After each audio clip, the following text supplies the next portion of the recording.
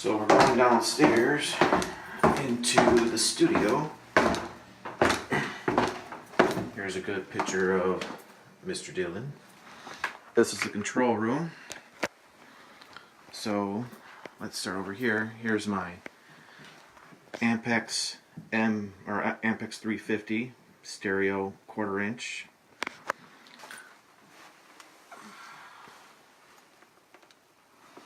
Wonderful, wonderful machine. Love that thing. Used to be MM1100 next to it, but I sold that.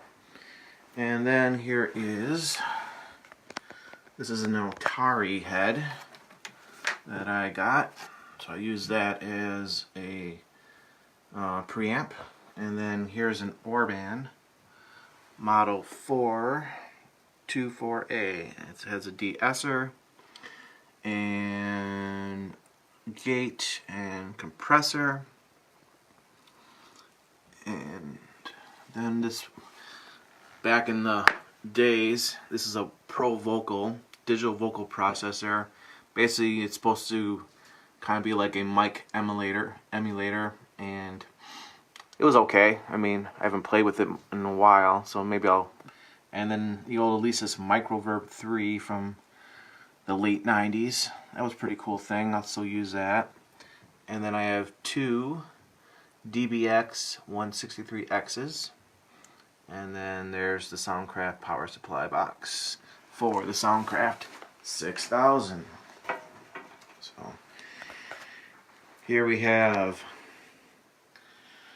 28, then the master section, and then we have the bus section, which is 24 channels of busing.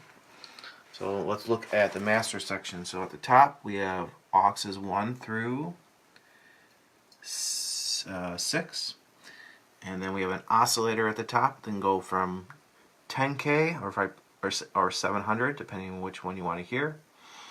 And then there's the talkback level with the mic built in there. And then studio speakers on or off, studio level, and then I can click that out to the mix, tape, 2-track tape A, 2-track tape B, or 2-track tape C on control room level. And then mono and a dim switch, and solo and place button, and mute bus, so on and so forth. And then that's where the speakers used to be that are now in my mixing room at my house.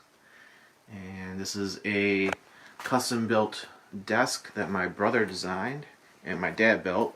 My dad's a carpenter, craftsman, so kind of a cool shape, kind of space agey a little bit, so that's really nice. I like that. And there's two bays here that I put stuff in if I wanted to. And now we'll go into the messy live room with the big drum set. This is a late 80s Sonar set with a 24 kick. I believe it's a 12-14 rack and 16-18 floor toms. And let's see here, we have platinum Zildjian cymbals. So we got 16-inch hi-hats, and then probably a 16 crash, a 12 crash, a 17 crash, a 19 crash, and a 22 ride. And now we're kind of like in the corner looking out to where the engineer's room is. So we have bass trap in that corner, and then another bass trap in that corner, bass trap in that corner, and then bass trap, and they're all the way from ceiling to floor. And then here we have some custom built 18-inch speaker cabinet, and then another one with the Fuchs head in it. And then you see that green guitar stand. It's a really dark color. So all this stuff my dad has built. Really excellent stuff. And then the material on the walls is called soundboard. We did it for the floor, or for the walls, and for the ceiling. And then up here in the ceiling, you see these hooks that are in these furring strips. And what I did is that I put grommets in packing blankets, and then I could hang packing blankets around anywhere I wanted to deaden that area. So all these furring strips in the ceiling, I put hooks where I thought would be a good idea to like hang, like I said, the packing blankets. So here I could like surround the drums with the packing blankets if I wanted a tighter sound, or I took the blankets down to give it more of a bigger room sound. And then over here is where I could hang all the cabling and everything, headphones. And then down here is the box to send all the signals into the Soundcraft. And then here we can see Cat 5, and that runs the Furman headphones. And then there's 28 mic inputs, and there's 2 speakers and 2 line inputs or outputs, depending on which direction you want to go. And then see here's the Studio Projects outbox for this microphone over here, which is this Studio Projects T3. So there's that. And then there is the Furman headphone box that we use. I got about 4 or 5 of those. And here is an SWR bass head. Really nice sounding bass head. And then there's, I believe that's an 18-inch speaker there, cabinet. So that's just a little tour of my studio that will not be having very much longer. My parents are selling this house, so I'm gonna have to find a new place to record live bands eventually. But for now, at least I got to be able to show everybody my awesome studio that I've enjoyed since the early 2000s, like 2002, 2003. So here's a little bit closer look around the drum set. This microphone is a Gefell. Has an M70 head on it. It's a really nice small condenser microphone. I actually have 2 of those. That runs into this box over here. Let me grab that so get better lighting. There we go. So it's in German. I don't know, I can't read it. But N691 and VEB Microphotech Gefell RFT. So that's the box. And it runs on 220. So here we got a power changer. So it runs 120 here. And let's continue with the drum set. Up there are the Sennheiser 914s, I believe are the numbers.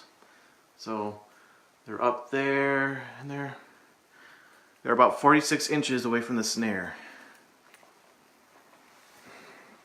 And then, so we have the Sonar drum set. So like I said, there is the 12-inch, the 14-inch, the 16-inch, and the 18-inch tom, 24-inch kick, 16-inch Zildjian hi-hats, 17-inch crash, platinums, 12-inch, I think that's a 12-inch, yeah, no, 14-inch, sorry, that's a 14-inch splash crash, that is an 18-inch, that's a 19-inch, and then that's a 22-inch, all Zildjian platinums.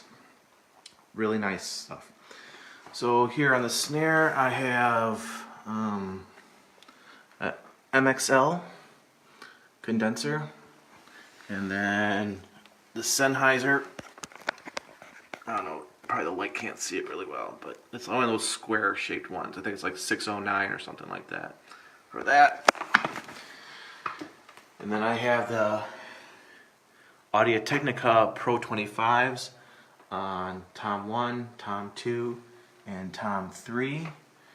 And then on the 16-inch, we have the Sennheiser 602 down there.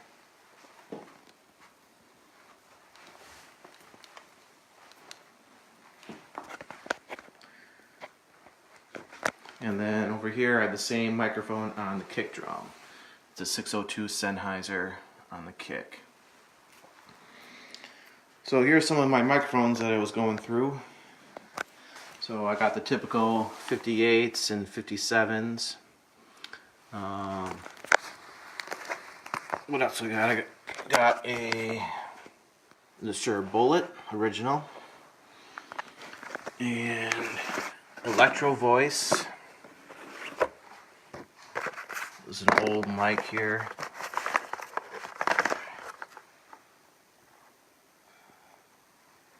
And this is model 6498. So it's a 6498. So I got two of those. And then this is a crystal microphone, Studio Crystal microphone, Argonne, A-R-G-O-N-N-E. So that's what that one looks like.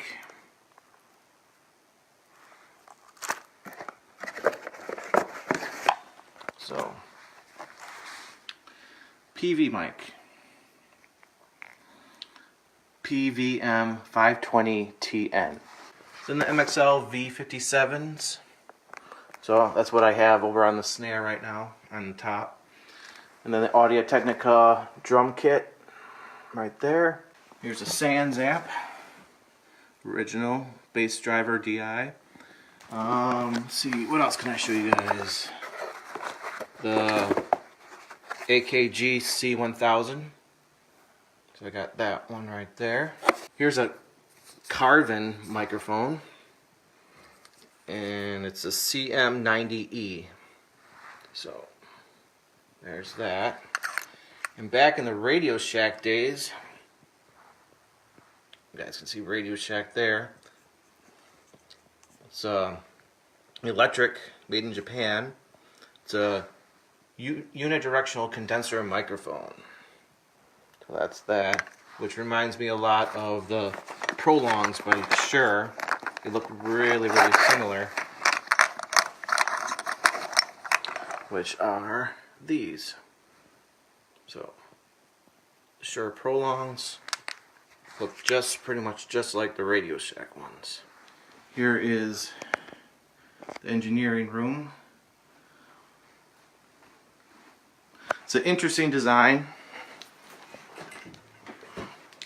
As you can see, there's a wall that kind of angles there on the left, and the double doors, and then the window and the Soundcraft, and then the big TV for looking at the DAW information, and 350 over there. So it's not a square room, there's a lot of angled rooms in here. Here are my recording workshop certificates. Alright, that's it for today.